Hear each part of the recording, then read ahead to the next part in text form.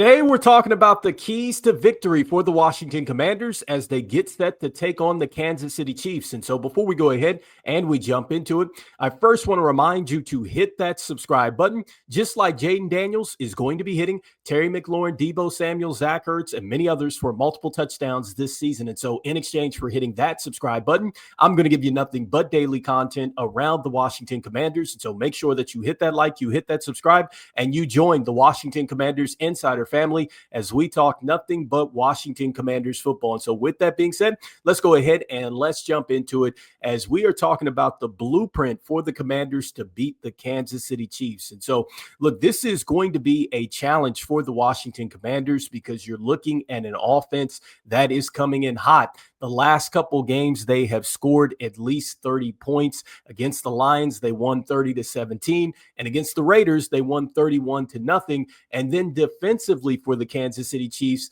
they've seemed to figure something out as they were able to really hold the Detroit Lions down. And also, too, they were able to shut out the Las Vegas Raiders here. And so that leads me to really the first point and the first key to victory here for the Washington Commanders, starting with the offense.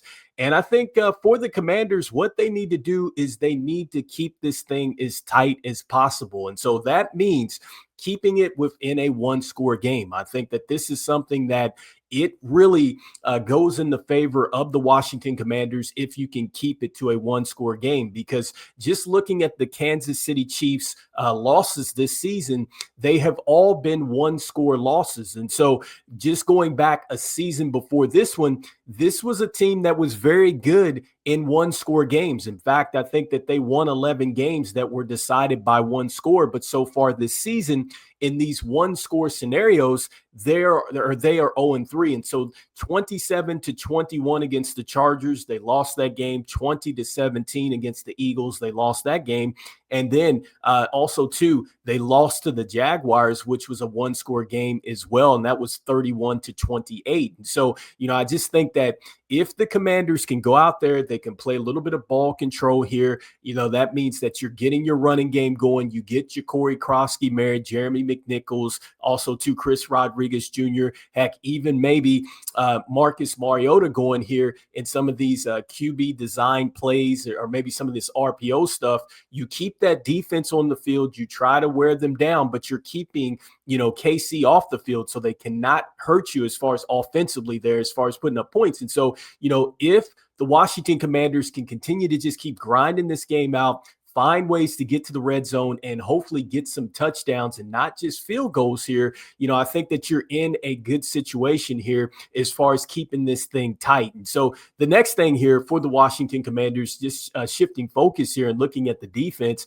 I think for them, they're going to need to put the Kansas City Chiefs into a lot of these 3rd and 5, 3rd and 6 situations. I think that if you can get the Kansas City Chiefs into third down situations and them needing it to convert those situations throughout the game, I think that you have a chance there. Now, just looking at the losses here for the Kansas City Chiefs, they weren't very good in third down situations. And so against the Chargers, 5 of 14, against the Eagles, 4 of 12, and then against the Jags, 5 of 9. And so that just suggests that, look, if you can get this team into these third down situations, anything can happen. And for the most part, the Washington Commanders have been pretty good in those third down situations. And I think that one of the things that Coach Joe Wood Jr. talked about is just really it gets tough for your defense when you get into these third and short situations and stuff like that. Now, make no mistake about it. I mean, Kansas City is going to be hard to stop on third downs, regardless of how many yards that they have to go. But you just have a better chance to go ahead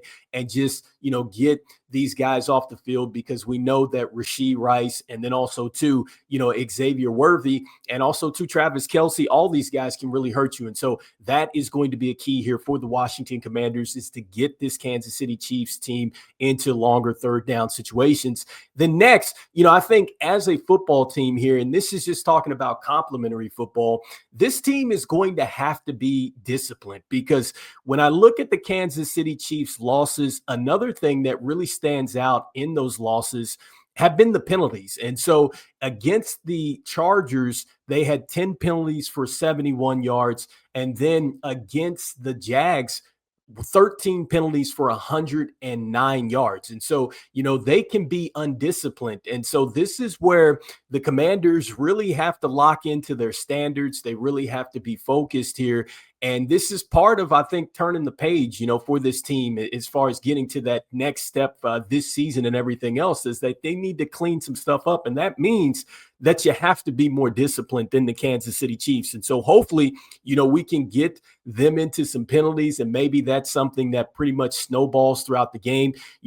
Maybe it is defensive pass interferences that the team can maybe draw going down the field. I think that is a possibility, especially with Terry McLaurin and Deebo Samuel back there. And so maybe that's going to be a little bit tougher there for the Kansas City secondary.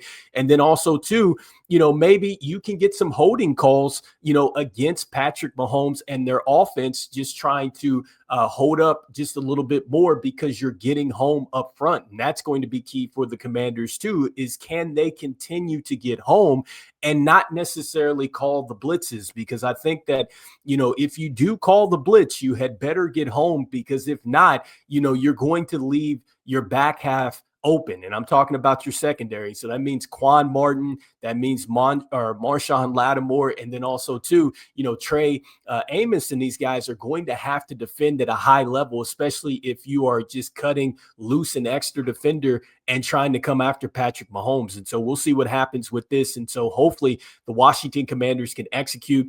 Again, I think that the three keys to this game is going to be keeping the score tight. I think the Commanders can definitely give themselves a shot there. Next, third down, you're going to have to find a way to get the Kansas City Chiefs into these longer third down situations to where you can win and get them off the field, because if they struggle getting the third down conversions, there's a chance that you can win the game there. And then lastly, we're talking about discipline for this club. And so that is something that the team has really struggled with. It's been a roller coaster up and down with these penalties and things like that. But if they can play some clean football against Patrick Mahomes and the Kansas City Chiefs, I think that they have a chance to win this game. And so anyway, you guys let me know in the comments here what you guys are thinking. What do you think some of the keys to the game are for the Washington Commanders as they get set to take on the Kansas City Chiefs? We'll be doing a pregame, and then we'll also be doing the postgame here after the game is over with the Washington Commanders and the Kansas City Chiefs. And so look, as we always say, look, go Commanders, and I will see you guys on the next one. All right, peace.